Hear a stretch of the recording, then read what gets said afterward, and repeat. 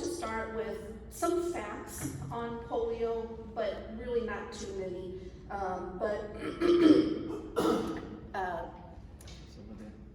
It's over there. I got a point there. Okay. All right. Can this come off? All right. I don't like to stand. So it's my understanding Rotary became involved in polio, I think late 70s or so, but in 1985 they actually started the Polio Plus. And in 1989, they were part of a founding member of the global polio eradication, with some other partnering organizations that I don't know the names of. But we've done a fantastic job. It's been about $3 billion that Rotary members have contributed to the fight. And during that time, we've seen almost 3 billion children vaccinated in 22 different countries. So we're 99.9% of the way there. Last year, we had 6 wild polio cases in just 2 countries, Afghanistan and Pakistan.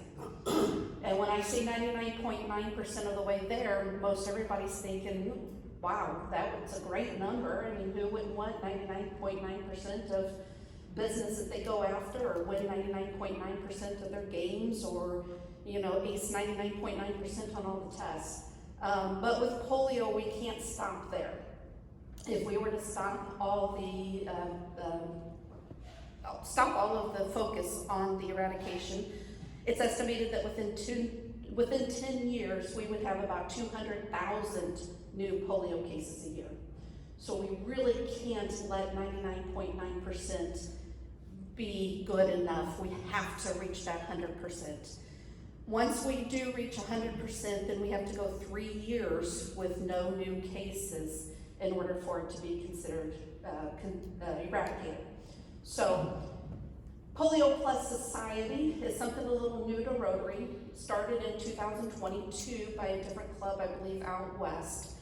And what the society is, I know Rotary likes their pins, and so the society, what we ask is that you commit to $100 a year donation to the Polio Plus, and you commit that every year until it is eradicated. So now if you already do your donations, the $1,000 a year, that's fine. We're not asking for anything extra if you don't want to, or if you can't. It would just be a matter of reallocating it and making sure that 100 of it goes specifically to the Polio Plus. So I think that's about it with statistics, but what I really want to talk about, sorry, there was one other thing. Triple your impact. The Bill and Melinda Gates Foundation, they will donate $2 for every dollar donated through Rotary. And so for $25 donation, because of theirs, that equals to $75, and that will give us 150 vests to help identify the health workers. That would give 75 vaccine carriers to keep the polio vaccine at its controlled temperature that it has to be. And then 600 purple markers. I don't know if anybody's familiar with the purple pinky, but whenever a child is vaccinated, they paint their pinky purple to show that they've been vaccinated. So you might find that it's actually a fundraiser. So here's a little hint: if you guys ever do any fundraisers, some clubs will do for like a certain donation, they'll do purple pinky. I know at one of the Rotary meetings last year, they had the international students painting everybody's pinkies for the donation. So, but that Bill and Melinda Gates Foundation, $2 for every dollar donated that they will match up to. I forget, but it's quite a bit. So, but what I really wanted to do today is to kind of make it a little bit more personal, because I feel like we're getting more and more people as decades go by that don't have a personal connection to polio. And also, we don't realize sometimes how this affects somebody all their life. Polio is not something that you have as a kid, you're treated and then you're sent home. It is something that, as Mike can attest to, that is with a person their whole life. So unlike Mike, my dad had polio as a child. That's him there as a baby. He was the second and last child, and he had a sister that was 5 years older than him. Now, when my dad was 5, his legs suddenly became weaker and stopped working. They went to the doctors, and my dad was from southern Illinois, in Orienton, West Springfield, Illinois, if anybody is familiar with that area. All right, I see somebody there. And so, not a major hospital or anything close by. The doctors didn't really know what to do for him. His sister told me at one time that they were told to take towels, get them as hot as they can, and wrap his legs in it. That was the treatment. So Shriners Hospital in St. Louis accepted him as a patient. And when I say my dad was raised in southern Illinois, that's kind of not true because he was raised at Shriners Hospital. He lived there for 9-10 months of the year, from the time he was 5 until he was 15. While there, of course, his family in southern Illinois, his mom would come visit him when she could, but she would have to take a bus from southern Illinois to St. Louis. I don't know how long that took because they did not have the highways we do today. And she would get to visit him for a couple hours and then have to turn around and go ride the bus back. He had a couple of relatives in St. Louis, so they did go visit him a little bit more often. But while there, away from his family, and with other kids there, tutored there, but he said things like, they wouldn't know, the only way they would know that they're going into surgery the next morning, not because anybody told them, but because they would separate them from the other patients into a different part of the hospital before dinner time. Because while going into surgery the next morning, they couldn't have dinner. So that's how they would realize they were going into surgery.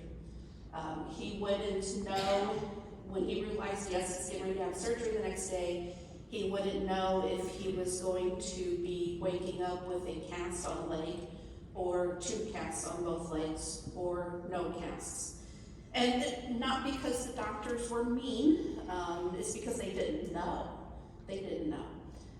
When he was 10 years old, his mom died during the surgery.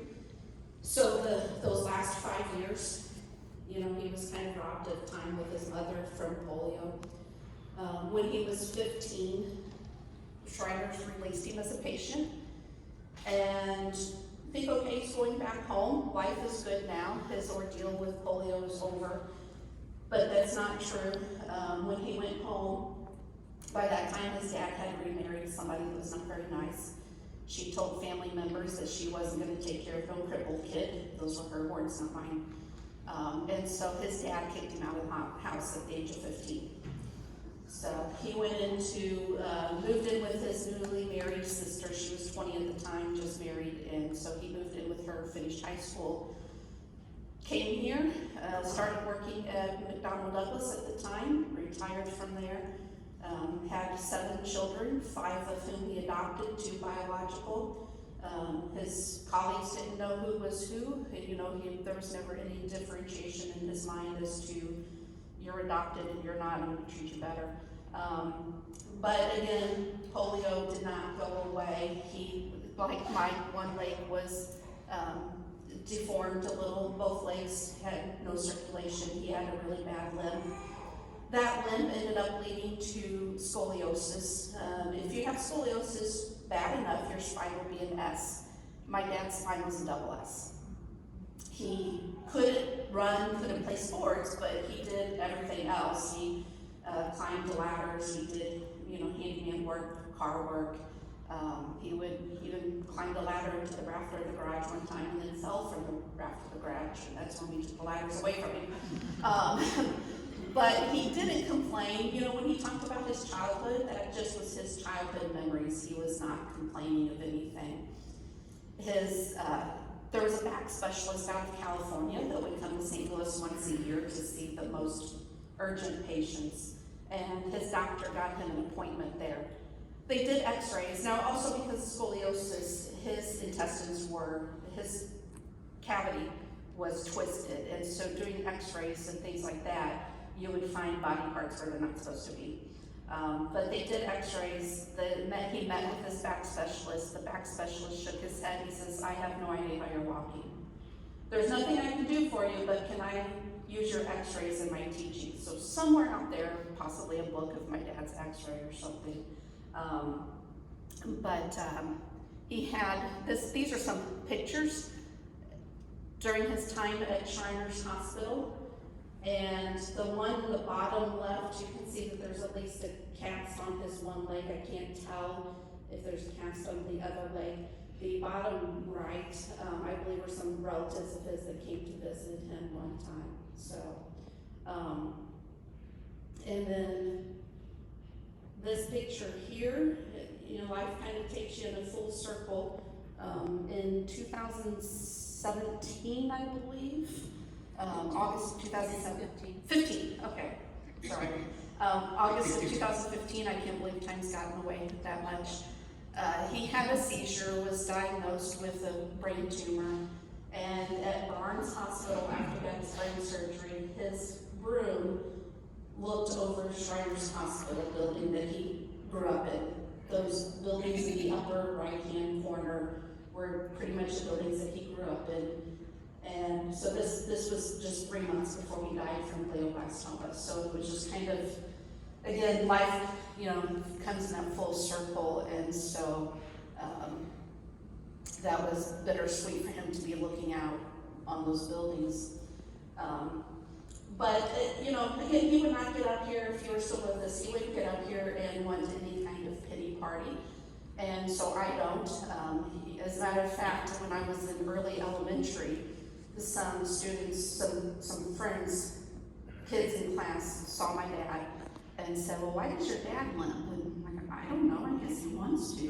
And I really didn't know. It wasn't anything that was talked about. And, you know, again, it was just him talking about memories, and some of this is stuff that I got from other family members because he didn't talk about it.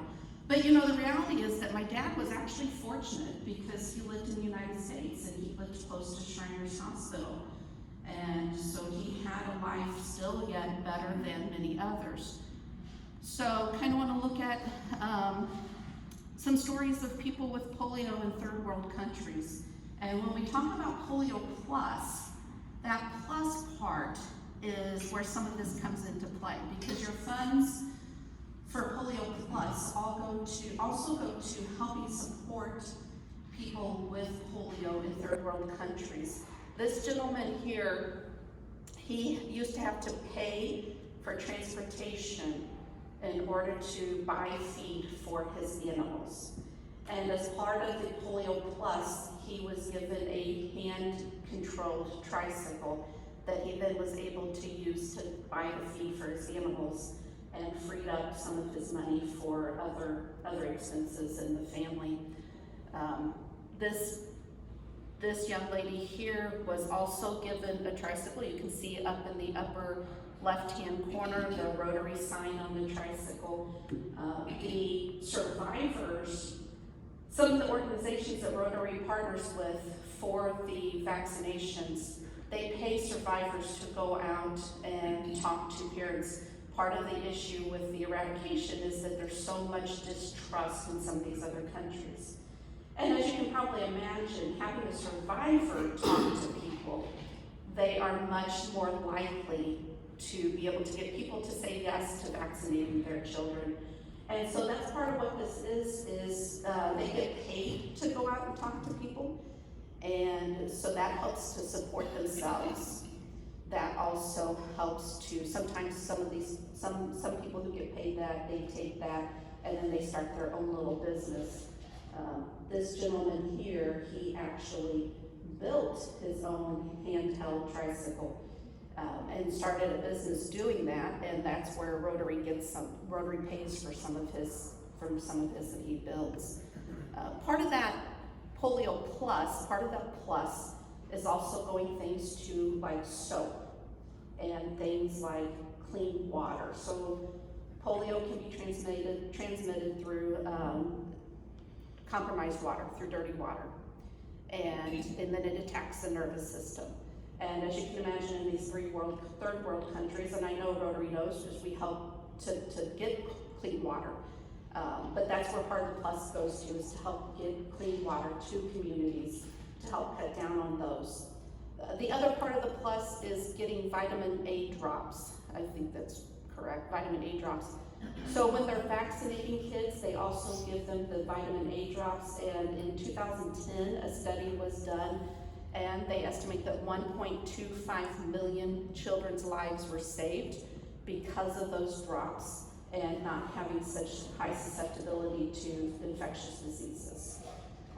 So it's not just getting the vaccines to the children, but it also helps to give everybody a better quality of life, and also helping to stop spreading highly infectious diseases that in our world today, in first world countries, is not an issue. So that is it. I've got some forms. So what we're asking for the Polio Plus Society is that commitment that $100 a year, which is less than $10 a month, will go to the Polio Plus Foundation through Rotary. That also, again, that goes towards your Paul Harris Fellowship points, and what I've got today is a QR code. This QR code will take you to where you actually sign up to commit, but then you have to actually go through the regular Rotary donation to do that donation. So I did not bring the pins with me today, but if you do commit, I will come back and do a presentation, give the pins for everybody that commits, but I really would appreciate any thoughts on that if you consider that commitment. Are there any questions?